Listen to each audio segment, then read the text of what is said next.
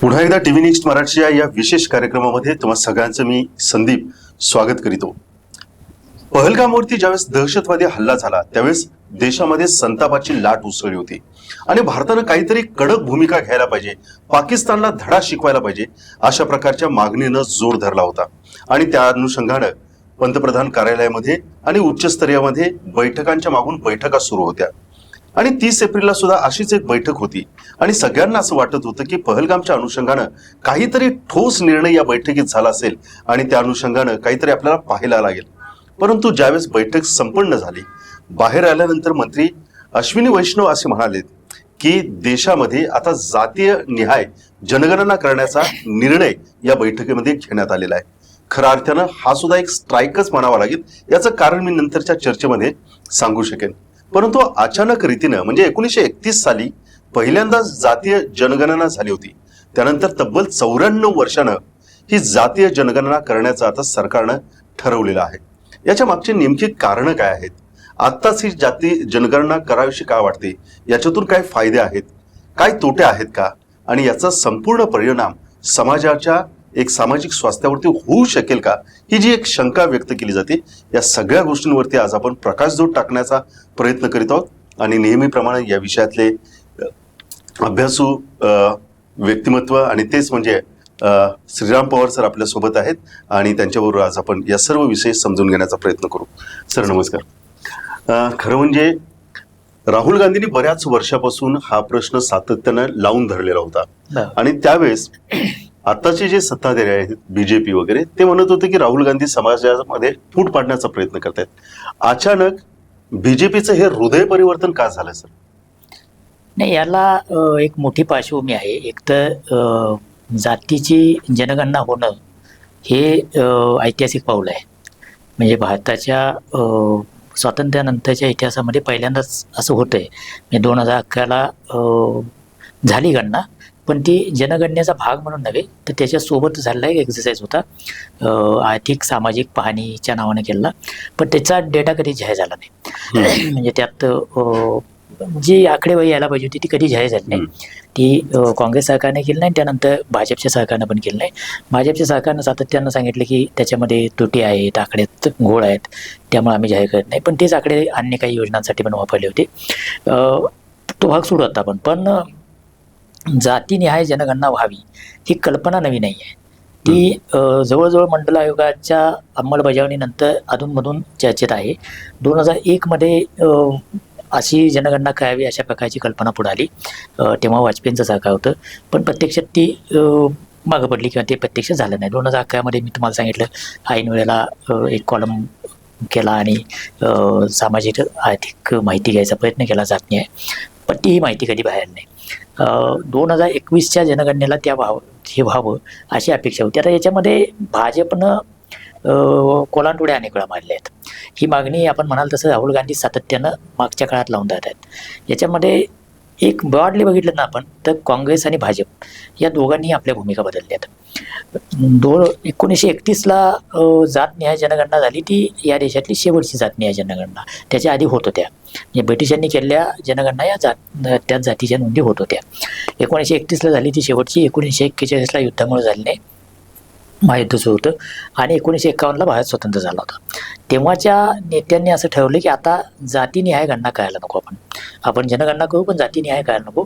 जातीनिहाय जनगणना करण्यातून भारतातलं जात वास्तव अधिक बळकट होण्याची शक्यता आहे अशी पंडित नेहरूंची आणि त्यावेळेच्या नेत्यांची धारणा होती. त्यामुळे ती झाली नाही.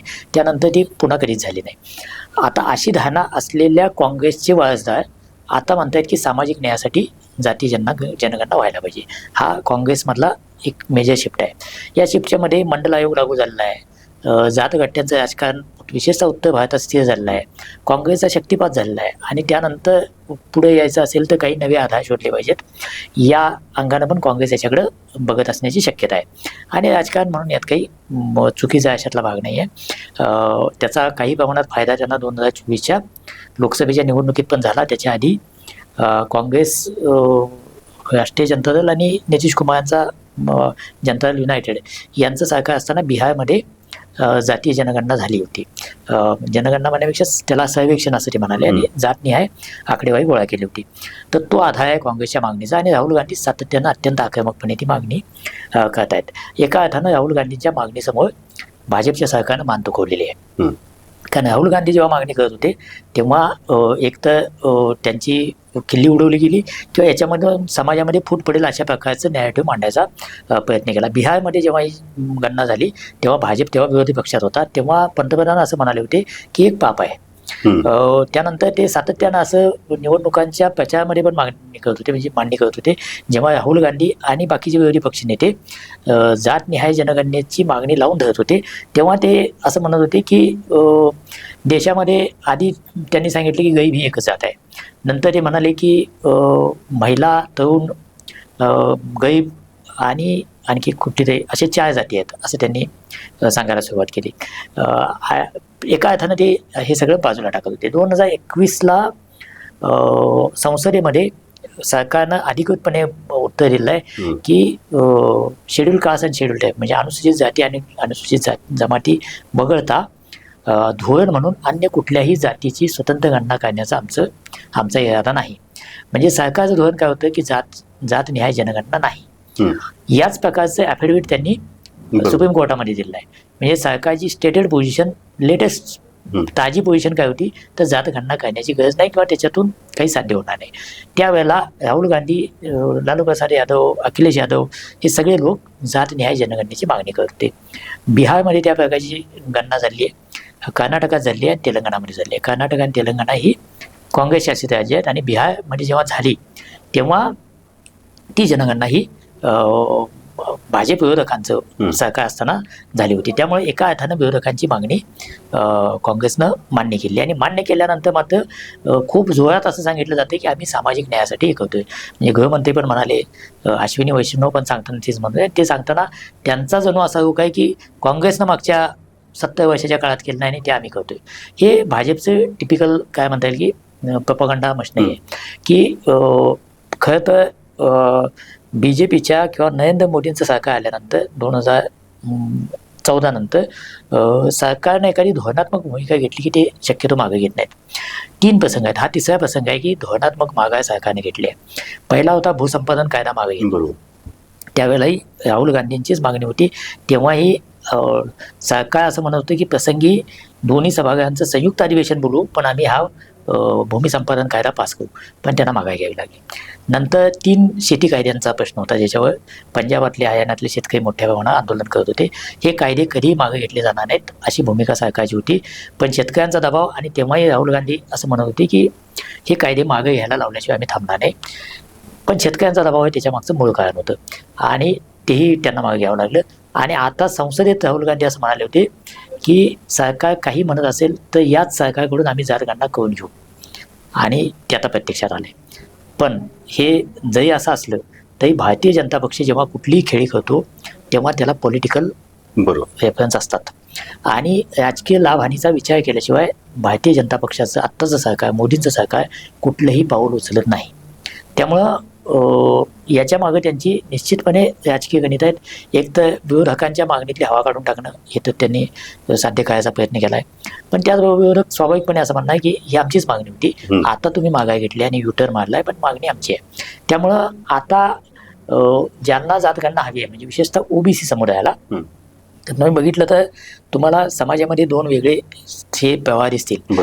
जातगणना नको त्यामुळं नव्यानं तुम्ही जातीचं हे भक्कम करू नका असं म्हणणारे जे आहेत ते OBC आणि SC ST याच्या पलीकडचे म्हणजे ज्यांना आपण काय परंपरेनं सामाजिक रचनेतले वरच्या स्तरातले किंवा उच्चवर्णीय म्हणतो त्यांची धारणा या प्रकारची सातत्यानं आपली दिसते.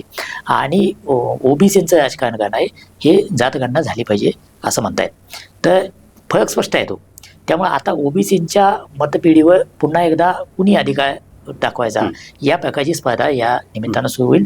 आणि विशेषतः हे जे झालंय म्हणजे हा निर्णय झालाय त्याला बिहारच्या निवडणुकीची पार्श्वभूमी आहे. बिहारमध्ये जातगणना हा निश्चितपणे मोठा मुद्दा असणार आहे. तो मोठा मुद्दा असेल असं तेजस्वी यादव आणि काँग्रेस दोघांनी तिथं जाणवून द्यायला सुरुवात केली आहे. दुसऱ्या बाजूला बिहारमध्ये आत्ताचं नितीश कुमारांचं भाजपसोबतचं सरकार आहे याची परिस्थिती काही खूप चांगली नाही. हे नितीश कुमारांना भाजपला सोडता येत नाही. भाजपचे म्हणून एक ठोस मतपेढी तिथं आहे. तशीच नितीश कुमारांची पण एक 16-17% इतर मागास म्हणजे ओबीसी मधला जो अतिपिछडा आहे त्यांची मतपेढी नितीश कुमारांसोबत आहे. आणि त्या दोन्हीचं कॉम्बिनेशन केलं तर स्पर्धेत जिंकण्याच्या स्पर्धेत राहता येते अशी परिस्थिती आहे. पण नितीश कुमारांवर ज्या मर्यादा यायला लागली, ज्या प्रकारचं त्यांचं सार्वजनिक ठिकाणच्या काही वागण्याची उदाहरणं आहेत आणि त्याच्यावर स्वाभाविकपणे जे तरुण नेते आहेत ते त्याच्यावर खूप मोठ्या प्रमाणात आक्षेप घेत आहेत. तेजस्वी यादव आक्षेप घेत आहेत आणि त्याला टॅक्शन मिळते. प्रशांत किशोर त्याच्याविषयी आक्षेप घेत आहेत आणि प्रशांत किशोर, तेजस्वी यादव हे मोठ्या प्रमाणावर भाजप आणि जनता दल युनायटेडच्या सरकारच्या विरोधात रान उठवत आहेत. त्याची पार्श्वभूमी याला आहे. त्यामुळे बिहारची निवडणूक हे पहिलं मला वाटतं की स्पष्ट त्याच्या मागचे. या दुसरं देशातलं एकूण राजकीय वास्तव आहे, त्याला आता नव्यानं कलाटणी देण्याची वेळ आली असं भाजपला वाटत असावं. म्हणजे ती वेळ आली आहे, पण भाजपनं ते मान्य केलं आणि आता भाजप त्याला आपल्या पद्धतीनं टर्न करायचा प्रयत्न करत आहे.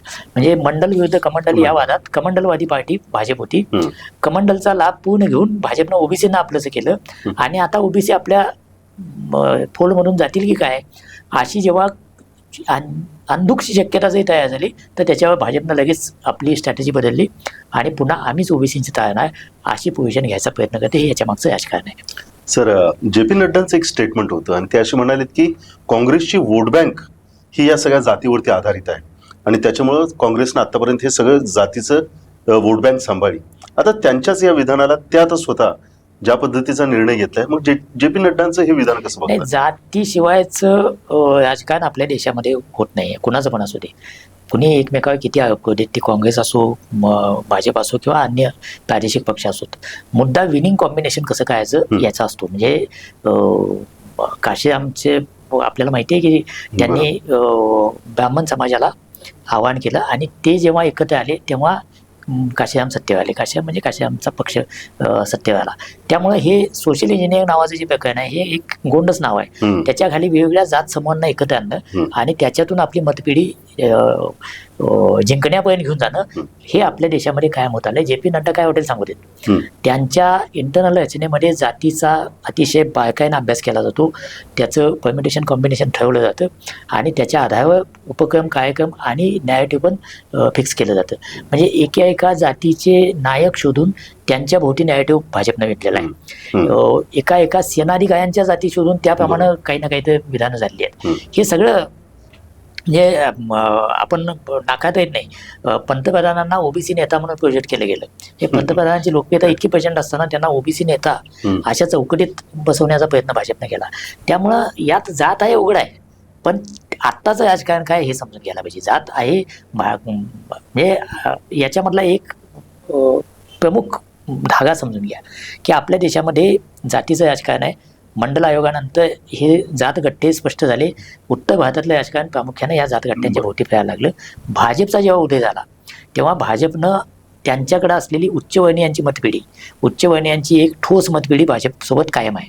त्या मतपिढीला जोडून घेताना त्यांनी ओबीसींचं हिंदुत्वाच्या चौकटीत बसवायचा प्रयत्न केला आणि तो यशस्वी झाला. तेव्हा भाजप हे यश मिळवू शकला. म्हणजे उत्तर भारतातले यादव सोडून जे ओबीसी आहेत त्यांना आपलंसं करायचा प्रयत्न झाला आणि जाटवे तर जे मागास आहेत म्हणजे SC ST तर त्यांना एकत्र करण्याचा प्रयत्न झाला. ते भाजपचं सगळ्यात मोठं यश होतं. त्यामुळे जातींचं एकत्रीकरण भाजप करत आलाय. पण याला तडा कुठे जाऊ शकतो तर हिंदुत्व आणि हिंदुत्वाची मतपिढी याच्या विरोधात ओबीसी प्लस मुस्लिम असं जर कॉम्बिनेशन झालं तर ते भाजपला त्रास देणार ठरतं आणि ते होऊ नये हा याच्या मागचा हेतू आहे. त्यामुळे भारतात जेव्हा जेव्हा जातीच्या आधारावर मतदान होईल तेव्हा ते भाजपला त्रासदायक ठरण्याची शक्यता असते. पण धर्माच्या आधारावर मतदान झालं तर ते भाजपच्या पट्ट्यावर पडण्याची शक्यता असते. कारण मग हिंदू म्हणून मतदान होतं, मुस्लिम म्हणून मतदान होतं. आता पुन्हा एक या खेळी मागचा एक अर्थ समजून घ्यायला पाहिजे ज्याची फार चर्चा नाही आहे. ही खेळी करत असताना म्हणजे मागच्या लोकसभा निवडणुकीपासून भाजप एका गोष्टीवर सातत्यानं बोलतोय की मुस्लिमातल्या पश्मानदा मुस्लिम जे आहेत, पश्मानदा मुस्लिम म्हणजे जे मागं पडले, पश्मानदा या फारसी शब्दाचा अर्थ मागं पडलेले असा आहे. तर हे पश्मानदा मुस्लिम म्हणजे मुस्लिमांमधला मागं पडला घटक. तर भाजप असा पोझिशन घ्यायचा प्रयत्न करतोय की या पश्मानदाचे तारणा आम्ही आहोत आणि काँग्रेसनं राजकारण जे केलं ते मुस्लिमांमधले जे पुढं असलेले जे पिढ्यानपिढ्या ज्यांना अधिकार मिळालेले आहेत किंवा मुस्लिमांमधले जे प्रिव्हिलेज क्लास आहे मुल्ला मौलवींपासूनचा सगळा त्यांना चुचकारणं राजकारण भाजप करते, त्यांना चुचकारणं राजकारण लालू प्रसाद यादव करतात, त्यांना चुचकारणं राजकारण मुलायम सिंग किंवा अखिलेश करतात. आणि आम्ही मात्र त्यातल्या मागासांकडे बघतोय. अशा प्रकारची पोझिशन घ्यायचा भाजप प्रयत्न करतोय.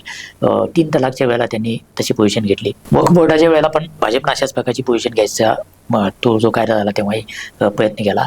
पण एकूण असं सातत्यानं दिसतं की भाजपच्या हिंदुत्वाच्या आणि क्रमाक्रमानं आक्रमक होणाऱ्या हिंदुत्वाच्या म्हणजे बटेंगे तू कटेंगे पासून काय वोट जिहाद विरोधात धर्मयुद्ध अशी जी काही भाषा सुरू झाली त्यानंतर मुस्लिम समाज हा भाजपच्या विरोधात अधिकाधिक कन्सॉलिडेट होत गेलेला आहे. आणि आता कदाचित भाजपला उत्तर भारतामध्ये असं वाटत असेल की काही प्रमाणात मुलायम सिंग यादवांचा म्हणजे अखिलेश यादवांचा पक्ष, काँग्रेस हे सगळे पक्ष ओबीसीमध्ये नोट्स तयार करत असतील तर आपल्याला त्याला सेट ऑफ करण्यासाठी मुस्लिमांमधल्या मागासांना जवळ करता येईल का. आणि मग पश्चिमांविषयी बोलणं सुरू झाले. आता याच्यामध्ये सुद्धा जेव्हा जातनिहाय जनगणना होईल तेव्हा जशी हिंदूंमधल्या जाती नोंदल्या जातील तशा मुस्लिमांमधल्या जाती पण नोंदल्या जातील. आणि मुस्लिमांमधल्या ज्या मागं पडल्या अत्यंत आर्थिकदृष्ट्या दैर्य अवस्थेत म्हणून अशा प्रकारच्या ज्या जाती आहेत त्यांची स्वतंत्र नोंद होईल. आणि मग त्यांच्यासाठी प्रोग्राम कदाचित राबवले जातील. आणि त्या प्रोग्रामच्या आधारावर त्यांना आवाहन केलं जाईल आणि त्यांना असं सांगितलं जाईल की हे स्वातंत्र्यानंतर कधीच झालं नाही, ते भारतीय जनता पक्ष तुमच्यासाठी करतोय. आणि तो जर चंक मुस्लिमांच्या कन्सॉलिडेट होणाऱ्या मतपेढीतून बाजूला झाला तर मग पुन्हा जो काही विजयासाठीचं जे कॉम्बिनेशन आहे ते भाजप करू शकतो. हा एक त्याच्यातला फार चर्चेत नसला पण अचानक निर्णय घेण्यामागचा तो एक धागा आहे असं मला वाटते. आणि येणाऱ्या काळात तुम्ही बघा की पश्चिमांना आम्ही न्याय देऊ आणि त्यासाठी जातीगणनेचा उपयोग होईल अशा प्रकारची मांडणी निश्चितपणे भाजप करेल असं मला वाटते. सर, अखिलेश यादवांचं एक वक्तव्य सध्या चर्चेत आहे आणि ते असं म्हणालेत की निवडणुकीच्या काळामध्ये जे वोटरमध्ये धांदली झाली किंवा घोटाळा झाला तशीच गडबड कदाचित ही जातनिहाय ज्यावेळेस डेटा तयार केला जाईल त्यावेळेस त्याच्यामध्ये होण्याची शक्यता आहे आणि भाजप आपल्या फेवरमध्ये या सगळ्या गोष्टी करून त्याचं राजकारण करेल. नाही, याच्यामध्ये काय आहे की आता म्हणजे मतदानामधल्या धांदलीविषयी किंवा जे काही गैरप्रकार झाले असे आरोप विरोधक करतायत पण ते अजून काही कधी सिद्ध झालेलं नाही. म्हणजे ते विरोधकांनी आरोप करत राहावे. भाजप विरोधात होता तेव्हाही ते ईव्हीएमच्या विरोधात बोलत होते. आता भाजपला सत्ता मिळते हे विरोधक बोलत आहेत. जोपर्यंत त्यात काही ठोस येत नाही तोपर्यंत त्यात खोलात जायचं काही मला काय वाटत नाही.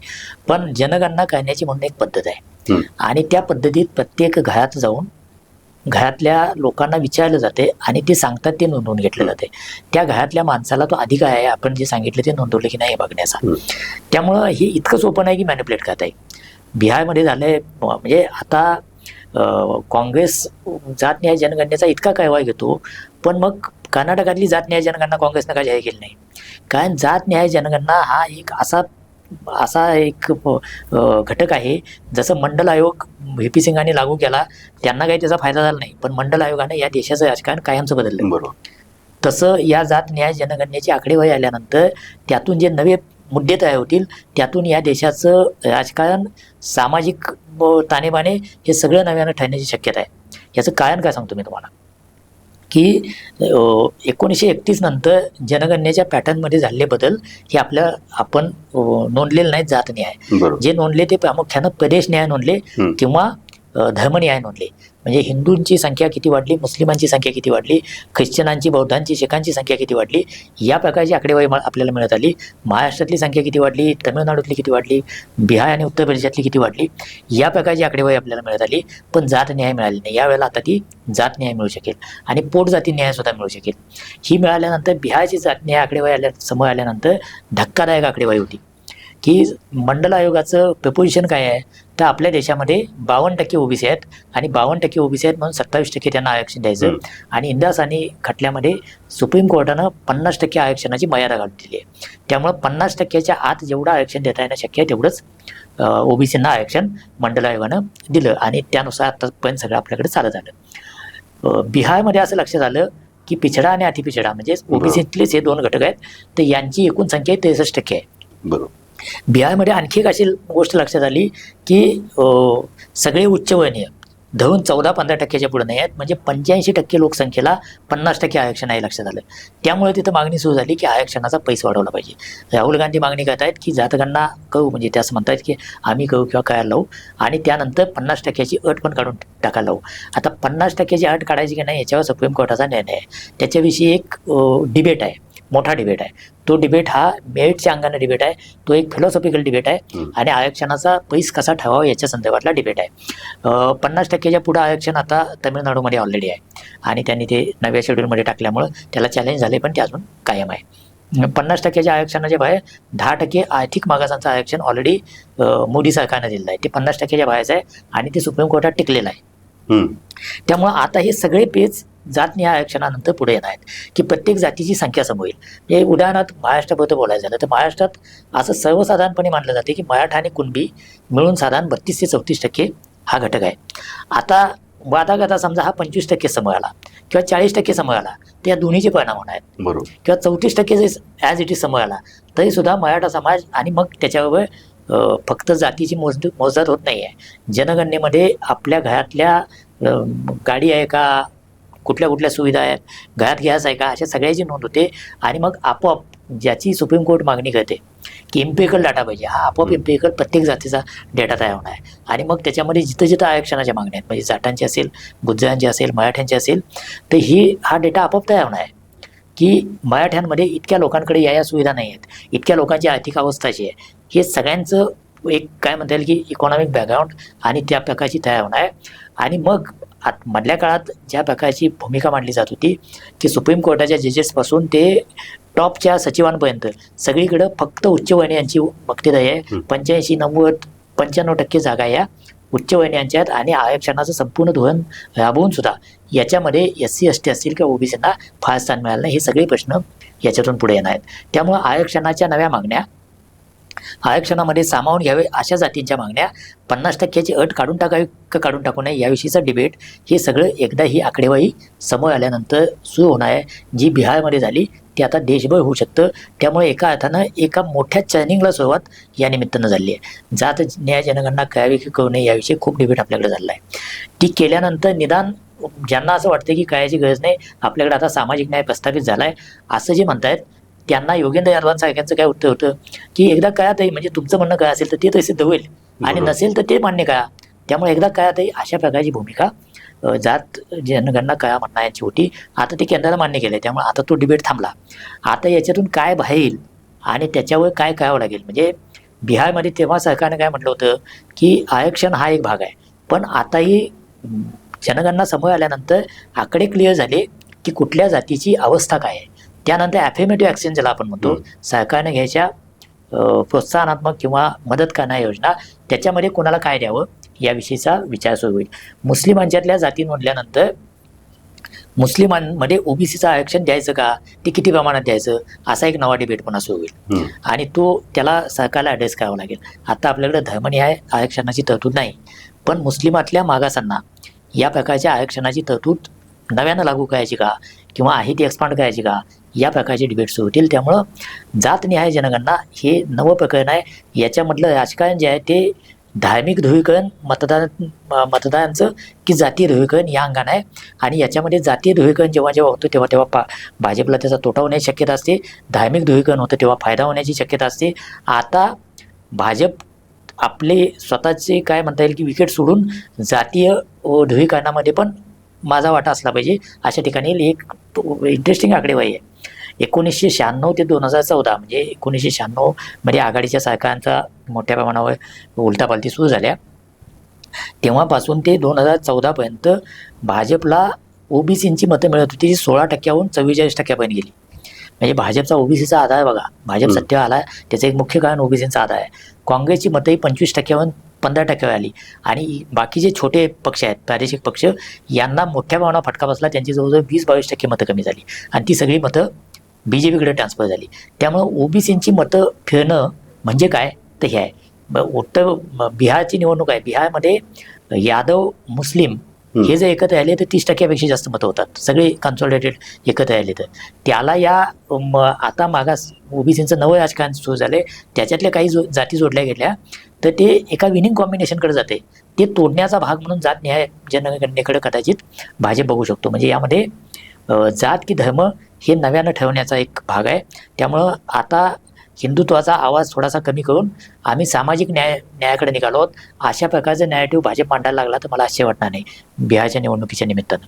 कदाचित उत्तर प्रदेशच्या निवडणुकीत पुन्हा ते टर्न मारतील, पण बिहारच्या निवडणुकीत या पद्धतीने जातील. आणि काँग्रेस ऑब्व्हियसली याच प्रकारे की आम्ही सामाजिक न्यायाचं बोलतोय अशा प्रकारची लाईन घ्यायला लागेल. ज्या काँग्रेसने 51 मध्ये नाकारलं होतं की जातनिहाय जनगणनेतून समाजात कदाचित नवे फीचर्स तयार होतील, तर त्याच्यापेक्षा आपण त्यावेळेला एक आदर्शवाद होता की समाजातून आपल्याला जात हळूहळू संपवायची आहे, जातीचे कंगोळे संपवायचे आहेत. पण आपण बघतो आहोत की समाजाच्या सगळ्या क्षेत्रामध्ये आणि विशेषतः आरक्षणामुळं, आरक्षण हेच काय टूल आहे असं वाटल्यामुळं जातीचे कंगोळे आणखी धारदार व्हायला लागले, ते काही कमी झालेले नाहीत. आणि ते राजकारण आता 90च्या जेव्हा मंडल आयोग आला तेव्हा ते राजकारण स्वीकारणं भाजपला पण जड जात होतं, काँग्रेसला पण जड जात होतं. पण या दोन्ही पक्षांनी ते स्वीकारले, प्रादेशिक पक्षांनी ते ऑलरेडी स्वीकारले आहे. त्यामुळं ओबीसी मतांमधला वाटा आणि ओबीसींचे येणाऱ्या आकडेवारीवर आधारित नव्या आरक्षणाच्या आणि अफिर्मेटिव्ह ॲक्शनच्या मागण्या, त्यात मुस्लिमांतल्या मागासांचा नवा कोण, असं एक सगळं नवं चक्र या जातगणनेनुसार सुरू होणार आहे. सर, शेवटचा एक प्रश्न. राहुल गांधींचं हे एक मुख्य हत्यार म्हणून बघितलं जात होतं. आता ही जातगणना कधी होईल, प्रत्यक्षात अंमलात येईल का, याचे काय ठोकताळे होतील, हे सगळं बघावं लागेल. परत त्याच्यात सुप्रीम कोर्टात परत याच्यावरती काही याचिका दाखल होतील का, याला बराच कालावधी लागेल. परंतु राहुल गांधींच्या हातामधील जे अस्त्र आहे ते कुठंतरी भाजप काढून घेण्यात यशस्वी ठरले आणि त्याच्यामुळे आता पुन्हा एकदा काँग्रेसला नवीन काहीतरी शोधावं लागेल. मुद्दा काय आहे की राहुल गांधींनी हे अस्त्र म्हणून वापरलं, ते जातील तिथं या विषयावर बोलायला सुरू केलं होतं. त्यामुळे हे आता समाजात इस्टॅब्लिश आहे की हा राहुल गांधींनी उचललेला मुद्दा आहे, तो मुद्दा भाजपने घेतला. आता प्रश्न असा आहे की आता हे नॅरेटिव्हचं युद्ध आहे आणि इथं भाजपची प्रश्न ही कायमच सहज ठरत आली आहे की त्यांनी जो निर्णय घेतला तो देशाच्या समाजाच्या हिताचा आहे हे ठसवण्यामध्ये, हे तळागाळापर्यंत पोहोचवण्यामध्ये भाजपची मशनरी ही अधिक कार्यक्षमपणे काम करते, आपण बघितलं आहे. आता काँग्रेस समोरचं चॅलेंज काय आहे, ती कल्पना तुमची आहे, तुमची कल्पना त्यांनी चुकली असं तुम्ही म्हणू शकता. जसं जीएसटीचं आहे, जीएसटीची कल्पना काँग्रेसची होती, ती भाजपने घेतली, ती राबवली. आता तुम्ही त्याला विरोध करताय किंवा तिथले त्रुटी दाखवताय, पण भाजपने ते राबवली आणि ही देशाच्या हिताची असं लोकांच्या घरी पण उतरवलं. अगदी आधार कार्डचं पण त्याच पद्धतीचं आहे, मनरेगाचं पण त्याच पद्धतीचं आहे. पण मुद्दा काय आहे की ती मशनरीला काउंटर करणार तुमच्याकडे काय आहे का. तर आता तुम्हाला हे म्हणजे काँग्रेस समोरचं आव्हान काय आहे, तर ही आमची कल्पना आहे, ही आमची कल्पना भाजपने घेतली आणि सामाजिक न्यायाचा खरा ताळणार आम्हीच आहोत असं नॅरेटिव्ह दाखवणं किंवा सिद्ध करणं, लोकांमध्ये पसरवणं ही काँग्रेस समोरची आव्हान आहे. आणि त्याच्या अगेन्स्ट भाजप समोर काय आहे, तर इतके वर्ष काँग्रेसची सत्ता होती, त्यांनी जातगणना केली नाही, आता आम्ही मात्र ती केली असं दाखवणं आणि सामाजिक न्यायाच्या बाजूने आम्ही आहोत अशी भूमिका घेणं हे भाजपचे ऑब्व्हियस आहे. म्हणजे त्यांच्या सगळ्या नेत्यांची स्टेटमेंट त्या प्रकारची आहेत. त्यामुळे या दोन नॅरेटिव्ह मधलं युद्ध हे आता होणार आहे.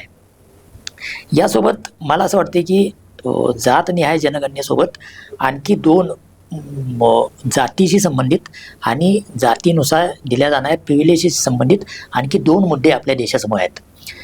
ते जातनिहाय जनगणनेसमोर किंवा ती आकडेवारी आल्यानंतर ते आणखी तीव्र होणार आहेत. एक आहे रोहिणी आयोग केंद्र सरकारने नेमला आणि त्या रोहिणी आयोगाचा अहवाल नुकताच याला दिलेला आहे, राष्ट्रपतींना दिलेला आहे. आणि त्या अहवालामध्ये तो अहवालच यासाठी होता की ओबीसीमधले आणखी मागास म्हणजे ओबीसीमधले मागं पडले त्यांचा अभ्यास करायचा आणि त्यांना काही अधिकच्या सवलती दिल्या पाहिजेत का, म्हणजे ओबीसीमधलं उपवर्गीकरण. आता तसं ते आहे, बिहारमध्ये आहे, महाराष्ट्रात पण आहे काही प्रमाणात, अनेक किमान 7-8 राज्यामध्ये ते ऑलरेडी आहे.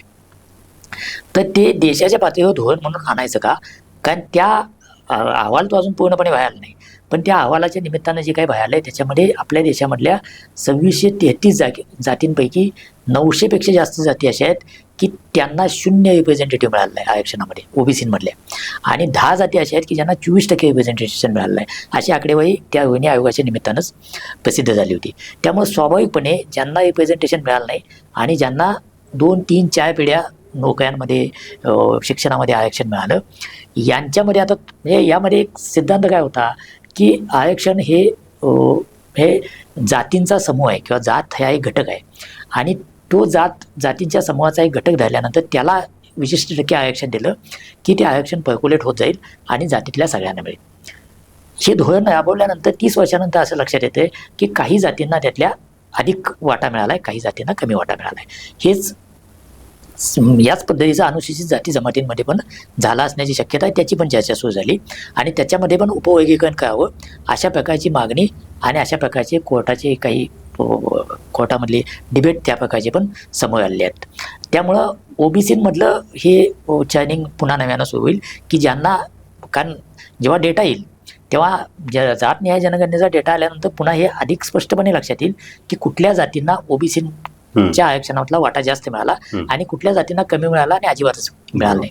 तर कमी मिळाला आणि अजिबातच मिळाला नाही त्यांना आता जास्त ती वाटा मागायला लागतील. आणि मग इंदास आणि खटल्याच्या वेळेला किंवा जी मूळ ओबीसी आरक्षणामधलं एक तत्व आहे की याचा सातत्यानं आढावा घ्यावा आणि ज्यांना पुरेसा वाटा मिळाला आहे त्या जातींचा यातून वगळावं, नव्या त्यामध्ये समावेश कराव्यात किंवा या प्रकारचं चेंजिंग होत राहावं. तर त्याच्या मागण्या समोर या लागतील. मग या मागण्यांच्या भोवती पुन्हा सामाजिक ताणतणाव आहेत. कारण ज्यांना मिळालं त्यांचं पण म्हणणं असं असणार नाही की आम्हाला आता पुरेसं मिळालं, त्यातले पण अनेक घटक न मिळालेले असतील. त्यामुळं एकूण सरकारी नोकरी नावाचं जे प्रकरण आहे, ॲडमिशनचे एकूण जे काही वाटा आहे त्याच्यामध्ये प्रत्येकाला काय ते पाहिजे आणि हे सामाजिक संघर्ष यातून वाढत जातील. मी मगाशी म्हणाल तसं अनुसूचित जाती आणि जमातींमधल्या उपवर्गीकरणाचा मुद्दा जो पंजाब सरकारनं सुप्रीम कोर्टामध्ये धसाला लावला आणि ते उपवर्गीकरण शक्य आहे असं आता सिद्ध झालेलं आहे. त्यामुळे मग तिथंही त्यामध्ये पण काही जातींना आरक्षणाचे जास्त फायदे झाले, काही जातींना कमी फायदे झाले. अशी जी काय तक्रार आहे ती आता ऑफिशियली जात न्याय जनगणनेतून आकडे समोर येतील आणि मग ज्यांना कमी झाले ते याचं नव्यानं वर्गीकरण करा अशी मागणी करायला लागतील. त्यामुळे उपवर्गीकरणाचा मुद्दा आहे.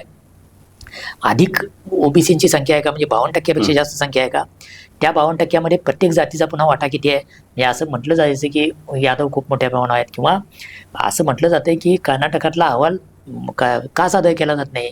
तर कर्नाटकातलं जे जातीचं गणित आहे जे आतापर्यंत मानलं गेलंय त्यानुसार सत्तेचा वाटा दिला गेलाय तर त्याला छेद देणारी आकडेवारी त्याच्यामध्ये आहे. लिंगायत, वक्कलिंग आणि या समाजांची जी आकडेवारी गृहीत धरली जाते त्याच्यापेक्षा खूप वेगळी आकडेवारी याच्यातून समोर आली असं सांगितलं जाते. वास्तव काय त्या आकडे जे आल्यानंतर आपल्या समोर येईल तर ते आल्यानंतर पुन्हा सगळी सत्तेचं पॉवर स्ट्रक्चरच बदलण्याची शक्यता असते ना. त्यामुळं काँग्रेसनं जर हे केलं असलं तर याचा पुढे रिझल्ट काय होईल तो काँग्रेसच्या फायद्याचा असेल का हे सांगता येणं शक्य नाही. पण यातून जातींचे नवे अभिनिवेश कदाचित त्याच्यातून पुढे येतील. सामाजिक न्याय देण्याच्या दृष्टीने म्हणाल तर आकडेवारी असणं आणि आकडेवारीच्या आधारावर निर्णय होणं हे कधी पण चांगलं. 2021ची जनगणना अजून झालेली नाही, आता सुरू झाली तर त्याला आणखी 2-4 वर्ष किमान लागतील. त्यामुळं त्या डेटापासून आपण वंचित आहोत. त्याच्यावर आधारित कार्यक्रम राबवता येत नाही आहेत. त्यामुळे जनगणना व्हायलाच पाहिजे. जात न्याय जनगणना झाल्यामुळं आणखी नवी आकडेवारी आपल्यासमोर येईल. पण या निर्णयाचे असे अनेक कंगोरे आहेत. त्याच्यामध्ये राजकारण आहे, त्याच्यामध्ये नवीन सामाजिक ताण आहेत, नव्यानं सामाजिक ताणेबाणे ठरणार आहेत, कदाचित काही सामाजिक संघर्ष पण त्यातून निर्माण होणार आहेत आणि या सगळ्यावर मात करण्याची रणनीती व्यूहनीती राजकारणातल्या जबाबदार माणसांना ठरावी लागणार आहे. तर असं हे जात न्याय जनगणनेचा खूप मोठा पट आहे. सरांनी म्हटलं त्या पद्धतीनं हा प्रचंड मोठा पट आहे आणि एवढ्या वेळेमध्ये याच्यावरती विस्तृत चर्चा करणं शक्य नाही. परंतु याचे जे काही बिंदू आहेत ते कुठेतरी आपण जोडण्याचा प्रयत्न केला. सरांनी आपल्या या संपूर्ण मुलाखती किंवा संवादामध्ये असं म्हटलं की हा एक संघर्ष आहे. मग हा संघर्ष काँग्रेसच्या बाजूचा आहे आणि बीजेपीच्या बाजूचा आहे. हा संघर्ष आहे जातीअंत्याच्या लढाईचा की जात घट्ट करण्याचा. परंतु या सगळ्या प्रश्नांची उत्तरं हे येणाऱ्या काळामध्ये आपल्याला दिसून येतील. आणि सरांनी एक गोष्ट अधोरेखित केली की आता राजकारणाची कूस बदलत निघालेली आहे. आता ही बदललेली कूस विण घट्ट करते की विण उसवते हे बघावं लागणार आहे. पण तुर्तास आपण या ठिकाणीच थांबू आणि जाती गणनेच्या अनुषंगानं सध्याचं जे काही चित्र आहे त्याच्यावरती टाकलेला टीव्ही नेक्स्ट मराठीचा हा छोटासा प्रकाशझोत. पुन्हा नव्या मुद्द्यांसह भेटू आपल्या टीव्ही नेक्स्ट मराठीवरती. तोपर्यंत पाहत राहा टीव्ही नेक्स्ट मराठी.